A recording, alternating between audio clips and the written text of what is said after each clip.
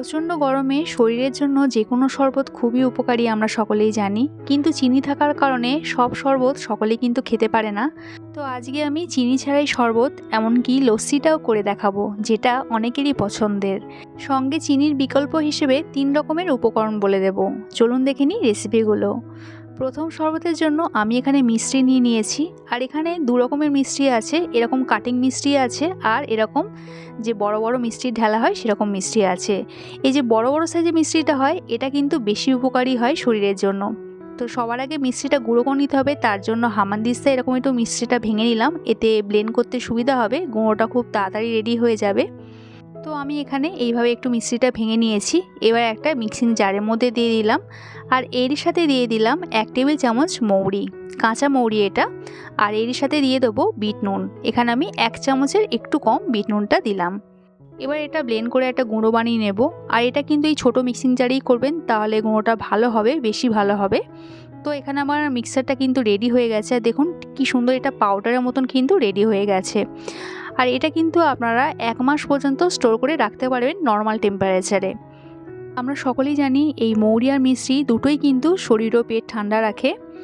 এই মৌরি মিষ্টি গুঁড়োটা দিয়েও কিন্তু আপনারা শুধু শরবত খেতে পারেন। সেক্ষেত্রে 1 গ্লাস জলে 2 থেকে 3 চামচ এই গুঁড়োটা দিয়ে গুলে নিলেই কিন্তু শরবত একদম রেডি। তো আজকে আমি শরবতটা একটু টুইস্ট আনবো, একটু অন্যভাবে করে দেখাবো। তার জন্য এখানে নিয়েছি একটা গোটা পাতিলেবুর রস। লেবুর রসটা গ্লাসে দিয়ে দিলাম, আর লেবুর রস যেহেতু আছে সামান্য একটু বিট নুন দিলাম। এবার এখানে আমি জল অ্যাড করব। চাইলে আপনারা এখানে ঠান্ডা জলও দিতে পারেন, নর্মাল জলও দিতে পারেন। যেহেতু এখানে যে যে উপকরণ পড়েছে প্রতিটাই কিন্তু পেট ও শরীর ঠান্ডা রাখে। আর সব কিছু মিশিয়ে নিলেই প্রথম শরবতটা আমাদের একদম রেডি। আর লেবুর রস না দিয়ে এই শরবতটা আপনারা 2 ঘন্টা নর্মাল টেম্পারেচারেও রাখতে পারেন, একদম কিন্তু ভালো থাকবে। চলুন দেখে নিই এবার পরের শরবতটা। পরের শরবতের জন্য আমি এখানে কতিলা নিয়েছি। কতিলা হচ্ছে অ্যাকচুয়ালি গাছের একটা আঠা। এটা যে কোনো মুদির দোকানে কিন্তু পাওয়া যায়। আর এই কতিলাটা আপনাদের কিন্তু রাত্রে ভিজিয়ে রাখতে হবে যদি সকালে শরবত খান, নাহলে মিনিমাম 3 থেকে 4 ঘন্টা একটু ধুয়ে নিয়ে ভিজিয়ে রাখবেন। আর কতটা জলের পরিমাণ দেবেন সেটাও বলে দিচ্ছি। আমি এখানে আগে থেকেই রাতে ভিজিয়ে রেখেছিলাম। এইটুকু কতিলাতে কিন্তু এই 1 বাটি জলেই ভিজিয়ে রেখেছিলাম, তাতে পুরো 1 বাটি মতন এরকম ভিজে গেছে। আর এটা দিয়ে কিন্তু আপনারা 2 গ্লাস প্রায় শরবত করতে পারবেন। ঠিক এইটুকু কতিলায় কিন্তু আমার এতটা পরিমাণ এরকম হয়েছে, দেখতে পাচ্ছেন। আর এই শরবতটার জন্য আমি এখানে গুড়ের বাতাসা নিয়েছি। আমরা সকলেই জানি যে গুড়ের বাতাসা কিন্তু পেট খুবই ঠান্ডা রাখে। আর বাতাসাটা আগে থেকে একটু আমি ভেঙে নিয়েছি, যাতে তাড়াতাড়ি গুলে যেতে পারে, মিশে যেতে পারে। আর মিষ্টির পরিমাণটা আপনারা আপনাদের পছন্দ মতন দেবেন। আমি এখানে 1 গ্লাসের জন্য 5 থেকে 6টা গুড়ের বাতাসা দিয়েছি। এর সাথে এখানে আমি হাফটা কতিলা দিলাম, মানে 1 বাটি যে কতিলা ভেজেছিল তার হাফটা দিয়ে দিলাম, আর জল অ্যাড করে দিলাম। আগেকার দিনে মা দিদিমারা শুধু এই গুড়ের বাতাসায় জলে ভিজিয়ে রেখেও কিন্তু শরবত হিসেবে খেতেন, এতে কিন্তু শরীরও ভীষণ ঠান্ডা থাকে। তো আমি একটু মিক্স করে নেওয়ার পর এটা একটু সাইডে রেখে দেবো, এতে কিন্তু বাতাসাগুলো পুরোপুরি গুলে যাবে।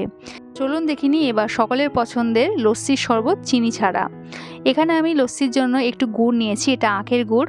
আর আখের গুড়টা এরকম একটা মিক্সিং জারের মধ্যে দিয়ে দিলাম। আর নিয়েছি 200 গ্রাম টক দই। 200 গ্রাম টক দইয়ের জন্য এখানে 100 গ্রাম গুড় আছে। আর এখানে দিয়ে দিলাম অল্প একটু আদা কুচি, আর 1 চামচ মতন মৌরি।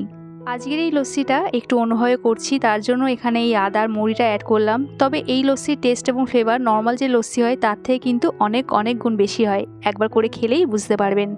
সামান্য একটু বিট নুন অ্যাড করেছিলাম, আর জল ছাড়া এটা ব্লেন্ড করে নিয়েছি। আর লস্যি একদম রেডি, যেটা সম্পূর্ণ চিনি ছাড়া। অপরদিকে বাতাসার কতিলার যে শরবতটা রেডি করেছিলাম, বাতাসাটা দেখুন পুরো গলে গিয়েছে। শরবতটা এখানে একদমই রেডি। আরও একবার ভালো করে মিক্স করে দিলাম। তো দেখতেই পেলেন আজকে আমি 3 রকম শরবত, মানে 2 রকম শরবত আর লস্যিটা করে দেখালাম সম্পূর্ণ চিনি ছাড়া।